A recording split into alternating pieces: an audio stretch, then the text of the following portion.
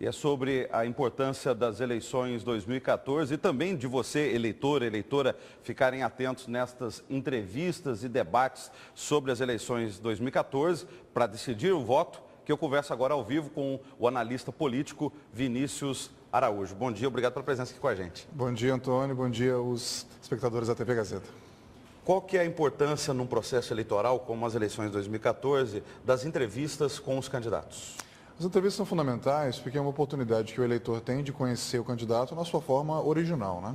Porque um dos grandes problemas hoje das eleições, Antônio, é o marketing político, são as megaproduções no horário eleitoral, né? Que criam, às vezes, um personagem que não existe, né?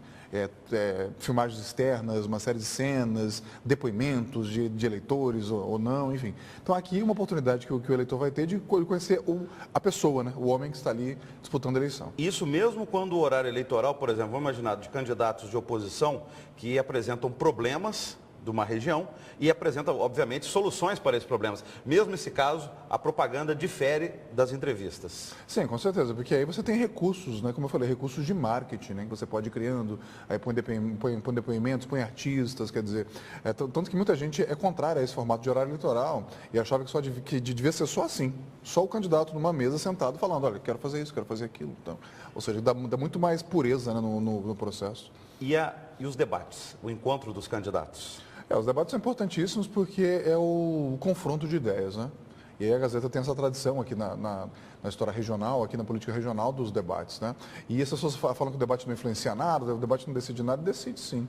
Em eleições parelhas, né, muito disputadas, qualquer detalhe pode ser decisivo, né? Como essa eleição se configura assim, né, tanto para governador quanto para senador, então os debates tendem a ter um peso importante. Até para definir se vai ter primeiro turno só ou segundo turno. É isso também? Também. Como está muito dividido, né, muito rachado, então o debate influencia nisso também. Na sua avaliação, quais temas devem estar em debate nessas eleições de 2014? No caso da disputa aí para governador. Governador, bom, saúde, com certeza, que já vem se arrastando como um problema, né, há muito tempo. Segurança pública, em segundo lugar, possivelmente, porque estamos já há vários anos com uma crise de segurança pública e recentemente uma onda, né, uma febre aí de homicídios e outros crimes aqui em Cuiabá e sobretudo em Várzea Grande, né? Legado da Copa, infraestrutura, né? Você tem vários outros temas, mas saúde e segurança devem ser os temas que vão polarizar realmente os debates. Legado da Copa, também a conclusão e o pagamento das obras da Copa também. É verdade. Em legado entra nisso, as obras inconclusas, né? Sobretudo o VLT, né? Que o contrato do VLT termina no final deste ano, mas as estimativas mais otimistas apontam para 2016, né? Para uma inauguração dele, de fato. Agora, e para as outras disputas? Vamos pegar outra questão majoritária, para Senado da República. É um parlamentar federal, uma vaga só, mas deve ter algum tema principal em discussão nessas eleições para senador em Mato Grosso? As eleições para o Senado, elas têm um outro conteúdo, né? Em geral, o que aquele parlamentar vai desempenhar em nível federal, né?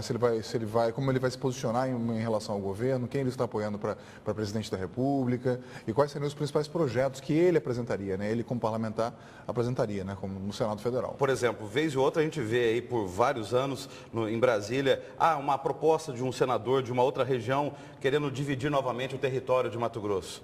Pode-se discutir isso com um candidato a senador? Pode. Foi o Mozarido Cavalcante, lá de Roraima, né, que chegou a apresentar. Mas isso muitas vezes é jogo político, né, para não ser ninguém da própria região, ou usa-se outro, enfim, né.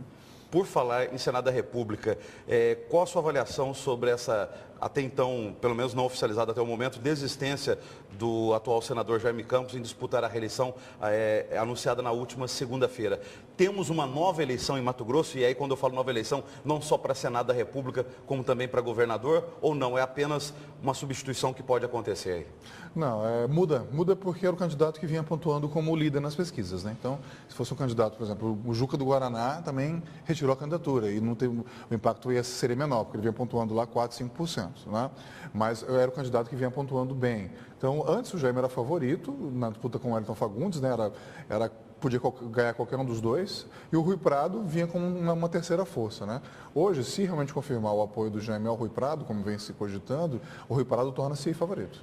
As pesquisas eleitorais feitas até então têm validade nesse novo cenário, ou a partir de agora nós temos que fazer novas pesquisas eleitorais, porque as anteriores, sem Jaime na disputa, é outra história?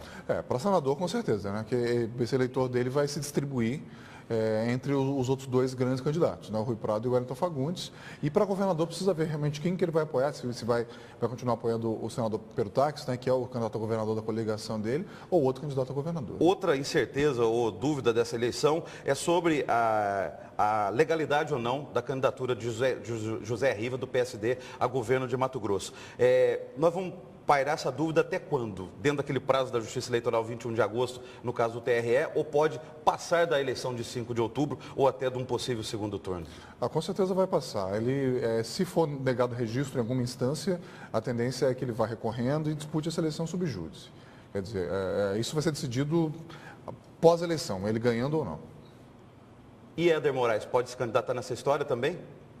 Pode, porque tem um prazo, acho que, se não me engano, é 2 meses, né, antes da eleição, que pode haver substituição na chapa proporcional, né? Então, se ele estiver solto, obviamente, ele pode ser candidato. Porque ele não tem condenação, né? O que a lei da ficha limpa prescreve é que aqueles condenados por órgão colegiado que são inelegíveis. Como ele não tem condenação, ele teve uma prisão preventiva, né? Está preso, mas não teve condenação. Né? Se for solto, ele pode substituir outro candidato? Pode. E comenta-se nos bastidores, inclusive, que há candidatos, né, à espera da substituição. Né?